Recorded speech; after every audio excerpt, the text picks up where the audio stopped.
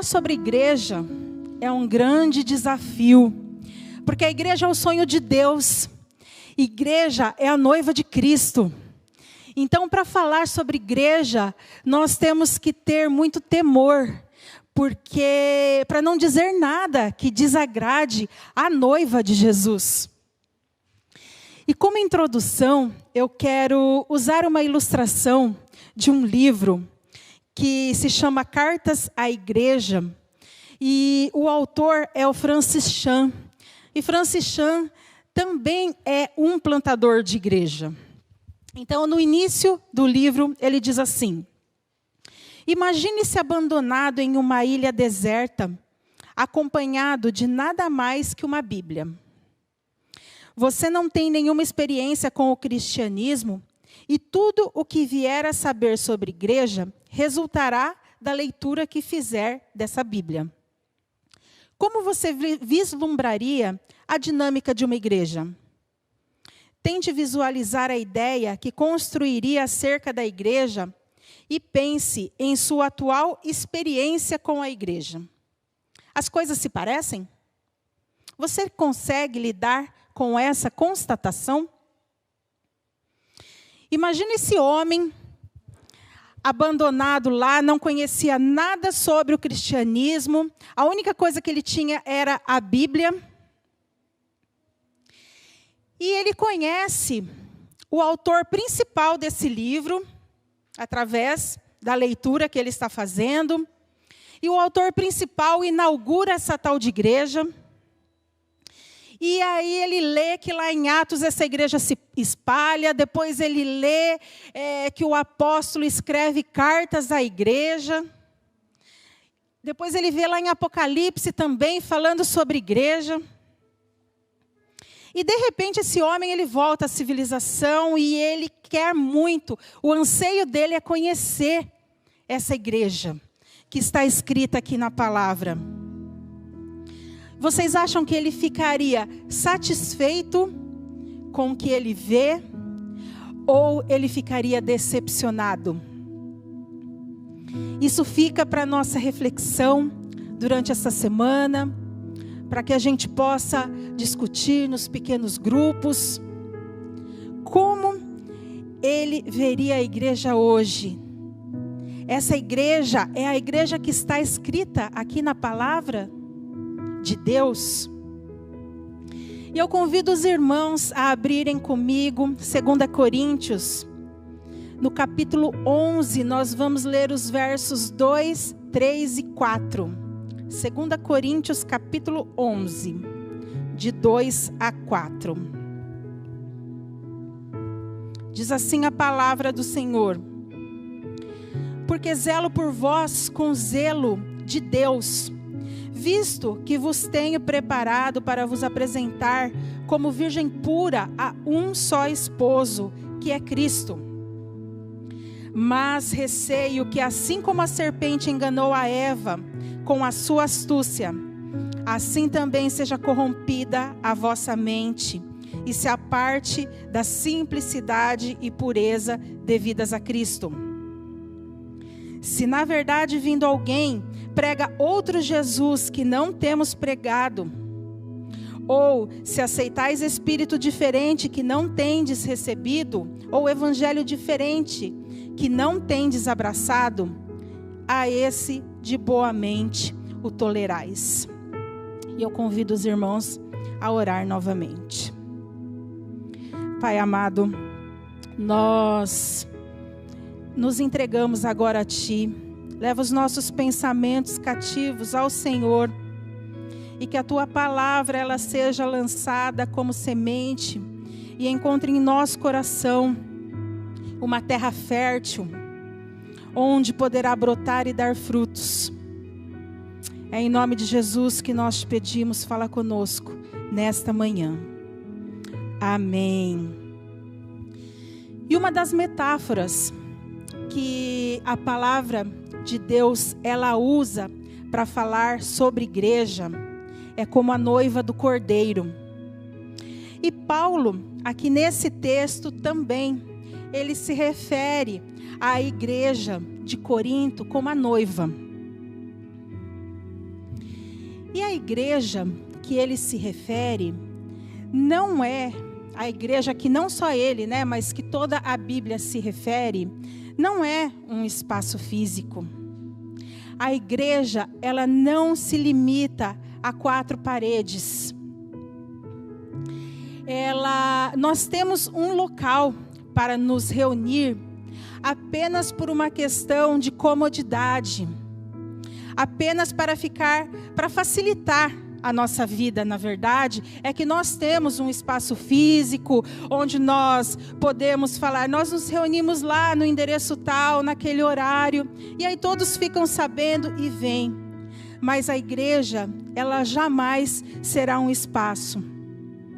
Quando o pastor Marco Aurélio, há 2 semanas, ele veio pregar aqui, ele falou um pouco sobre isso, e no testemunho dele, ele disse que começou a igreja na casa dele, e aí começou a crescer, e eles foram para uma praça, e a igreja começou a se reunir, durante muito tempo ficou nessa praça, e aí agora que eles estão num salão, agora que eles estão num espaço. Outra coisa que nós também não podemos almejar, não podemos querer da igreja, é que a igreja seja um lugar de pessoas perfeitas. Se nós esperamos encontrar aqui pessoas perfeitas, nós iremos nos frustrar. Porque se nós estamos aqui, é porque não é um lugar de pessoas perfeitas, né? E tem uma frase que diz assim, que a igreja que vai impactar o mundo não é a que você está indo, é a que você está sendo. E apesar de não sermos perfeitos, nós como cristãos temos que nos esforçar a cada dia para que nós possamos dar um bom testemunho, dar exemplo para aqueles que ainda estão no mundo, para aqueles que ainda não conhecem. Não somos perfeitos e não seremos perfeitos, mas nós buscamos nos aperfeiçoar em Cristo Jesus. Outro fator também que nós não podemos nos confundir é que a igreja, ela não é um indivíduo sozinho. E por que eu estou dizendo isso? Porque nós aprendemos que a igreja é cada um de nós. E é verdade isso. Cada um de nós é igreja, cada um de nós é templo do Espírito Santo. Mas a igreja, ela é esse ajuntamento. A igreja, ela vem do grego eclésia, que significa assembleia, que significa reunião dos que foram chamados. E a Bíblia, ela nos fala que a igreja é o corpo de Cristo, não é? E a igreja, sendo o corpo de Cristo, é essa reunião.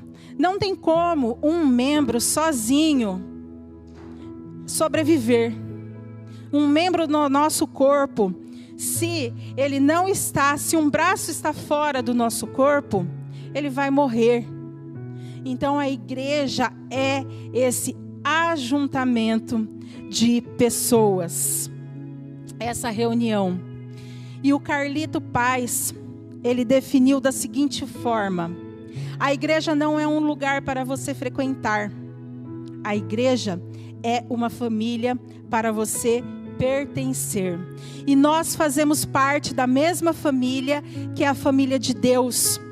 Não é à toa que nós nos chamamos de irmãos. Nós somos irmãos porque nós somos irmãos em Cristo Jesus.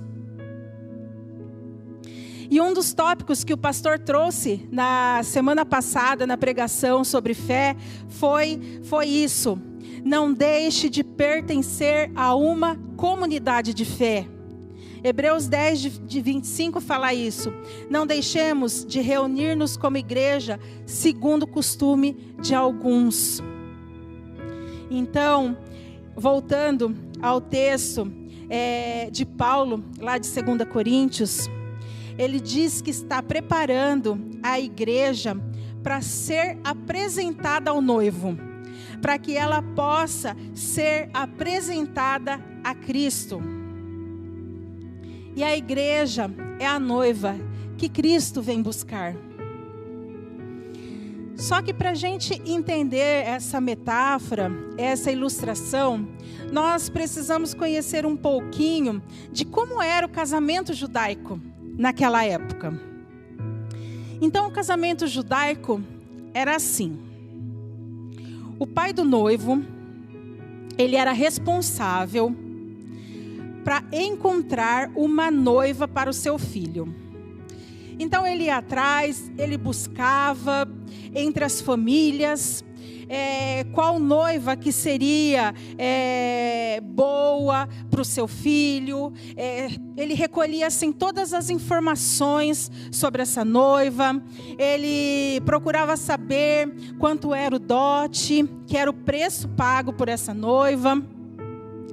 E depois que ele colhia todas essas informações, que ele conversava com essa família, ele mandava o filho dele até lá, até a casa da noiva. E quando ele mandava o filho até lá, ele já mandava com o dinheiro, para que ele já pudesse firmar. E assim era feito. O filho, ele chegava na casa da noiva para conhecê-la, levando já o dinheiro, entregava o dinheiro aos pais, e ali eles firmavam o compromisso. Ali eles assinavam esse contrato. Só que o noivo, ele não levava a noiva nessa primeira visita. O noivo voltava para a casa do seu pai.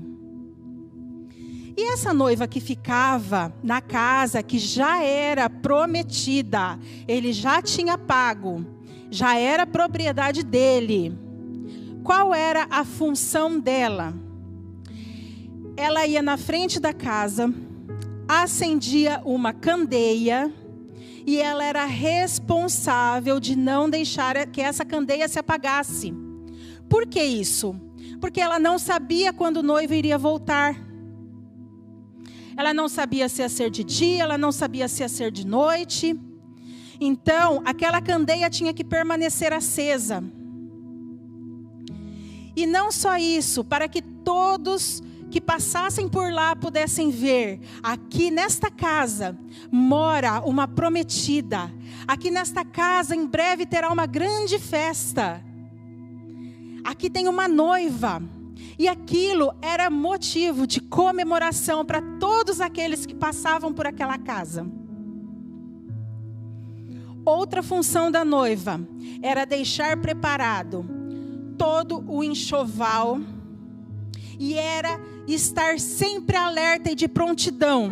Até quando ela fosse dormir, ela tinha que estar em alerta, a postos, porque se o noivo voltasse à noite, ela tinha que estar com tudo preparado. Por sua vez, o noivo que voltou lá para a casa do pai, ele recebia do pai a parte da herança que lhe caberia, que eram as terras. E esse noivo, ele tinha que cultivar, ele tinha que construir a casa para que ele pudesse receber a sua noiva e para que ele pudesse sustentá-la. Só que tudo isso estava sob o controle do pai. Se as pessoas passavam lá e perguntavam para o noivo: e aí, quando vai ser o casamento? Quando você vai trazer a sua noiva? Ele falava: eu não sei. Quem sabe é o meu pai. E a hora que o pai via que tudo estava pronto, que tudo estava preparado para receber, ele dizia: filho, é chegada a hora. Pode descer e pode buscar a sua noiva. E ele ia, buscava a sua noiva e contraía o matrimônio. E depois disso, consumava, o casamento. E depois disso, havia uma grande festa na casa do pai. Entendem por que dizer que a igreja é a noiva de Cristo? Jesus também nos comprou e pagou um preço altíssimo pela sua igreja. Ele pagou o preço de sangue por nós. E agora nós, a igreja de Jesus, nós somos propriedades dele, porque foi pago o preço. E quando chegar a hora, Deus também vai falar: filho, vai buscar a sua igreja. E nós não sabemos quando ele virá. Por isso, nós temos que estar alertas, como diz lá em Efésios, no capítulo 5, versículo 27. O Cordeiro, ele vem buscar uma igreja santa e irrepreensível. Apocalipse 19:7 diz assim: regozijemo-nos, vamos nos alegrar e dar-lhe glória, pois chegou a hora do casamento do Cordeiro, e a sua noiva já se aprontou. Só para que Jesus encontre a sua igreja, como diz lá em Efésios, uma igreja gloriosa, sem mácula, sem ruga, nem coisa semelhante, mas santa e irrepreensível. Nós precisamos reformatar algumas áreas da igreja. E quando nós falamos de formatar um equipamento, o que nós queremos dizer disso? Nós queremos limpar tudo aquilo que está atrapalhando, não é? Para poder que essa máquina ela tenha assim, um bom desempenho. É para isso que a gente formata, né? Quando a gente vê que a máquina ela está ficando lenta, a gente fala: preciso formatar esse computador. Só que mesmo formatando ela toda, nós precisamos devolver a ela o sistema operacional, que é a essência para a máquina funcionar. E reformatar a igreja, formatar a igreja é isso. Nós não podemos perder a essência. Nós não podemos perder a essência da igreja. E conforme o texto que nós lemos em 2 Coríntios, nós podemos tirar algumas lições sobre o que formatar. E a primeira lição que a gente tira, que nós precisamos formatar, é a nossa mente corrompida.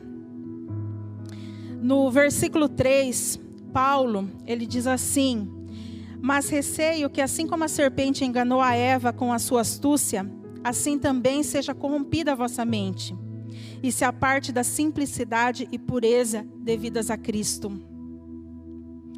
Romanos 12:2 diz: não se amoldem ao padrão deste mundo, mas transformem-se pela renovação da sua mente, para que sejam capazes de experimentar e comprovar a boa, agradável e perfeita vontade de Deus. Nós precisamos tirar o mundanismo da igreja, onde não se prega mais a palavra, onde Cristo não é mais o centro e onde o pecado deixou de ser pecado. Hoje o que nós vemos é o contrário do que diz em Romanos: não se amoldem aos padrões desse mundo. Mas hoje o que nós vemos é muitos se amoldando ao padrão do mundo para poder captar mais pessoas. Nós não queremos captar pessoas, nós não queremos que as pessoas sejam adeptos ou simpatizantes da palavra. Nós queremos que as pessoas, elas sejam verdadeiros cristãos. E para que uma pessoa, ela não seja simplesmente um simpatizante da palavra, mas que ela seja realmente um filho de Deus, precisa haver o arrependimento. Precisa ser pregado a palavra de Deus. Precisa ser pregado que Cristo, a cruz de Cristo, tudo que Cristo fez por nós não foi em vão. Foi o preço que Ele pagou por nossos pecados. Atos 3,19 diz: arrependam-se, pois, e voltem para Deus, para que os seus pecados sejam cancelados. Mateus 4,17: daí em diante Jesus começou a pregar: Arrependam-se, pois o reino dos céus está próximo.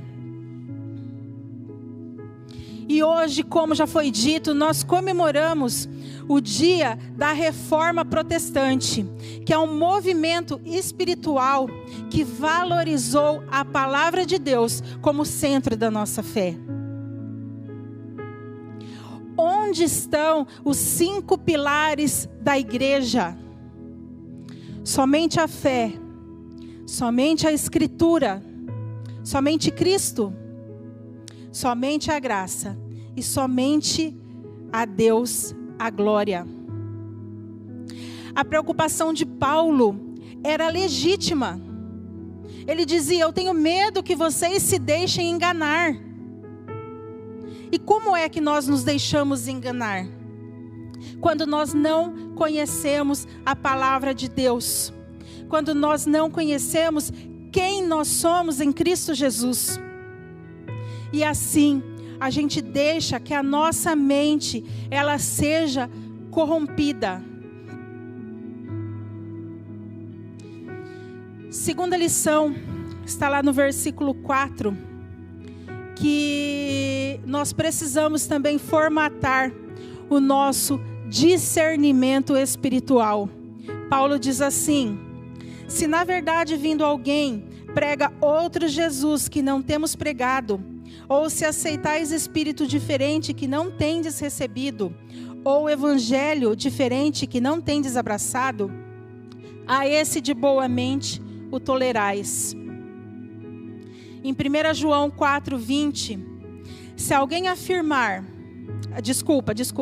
Mateus 24, 23, 24 diz assim: se então alguém lhes disser, vejam, aqui está Cristo, ou ali está Ele, não acreditem, pois aparecerão falsos cristos e falsos profetas, que realizarão grandes sinais e maravilhas, para, se possível, enganar até os eleitos. Discernimento espiritual é você saber o que é verdade e o que é erro. As ovelhas, elas reconhecem a voz do pastor, sabe por quê? Porque elas conhecem o pastor.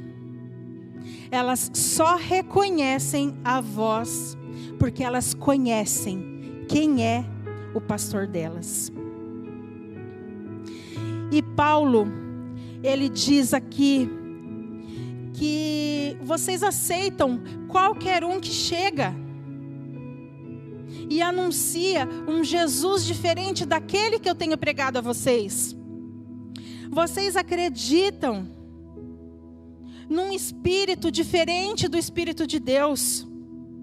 Vocês acreditam num evangelho que eu não preguei para vocês. E nós precisamos reconhecer, novamente aqui falando sobre os 5 pilares. Nós precisamos reconhecer as Escrituras, reconhecer quem é Cristo. Saber, conhecer as Escrituras, reconhecer a graça de Deus sobre a nossa vida. Para que nós não nos deixemos enganar. Porque hoje a mídia, ela tem assim uma explosão de coisas. Hoje, você tem nas redes sociais, ou onde você procurar, um cardápio, se a gente pode chamar assim, um cardápio do que você quer ouvir. Eu gosto mais da pregação desse, eu gosto mais do louvor daquele, eu quero ouvir sobre prosperidade. Então você procura e você encontra tudo o que você quer. Mas não se deixem enganar. Antes de procurar, procurem saber realmente se aquilo condiz com a palavra de Deus, se aquilo é o que Cristo quer da nossa vida, quer que nós saibamos realmente. E por fim, a terceira lição que nós podemos aprender é que nós precisamos reformatar o nosso amor por Deus e pelo próximo. 1 João 4:20 diz que se alguém afirmar: eu amo a Deus, mas odiar o seu irmão, é mentiroso. Pois quem não ama seu irmão a quem vê, não pode amar a Deus a quem não vê. Se vocês tiverem a oportunidade de continuar em casa a leitura deste texto de 2 Coríntios, vocês vão ver que Paulo, ele diz assim para essa igreja, que Deus sabe o quanto eu amo vocês.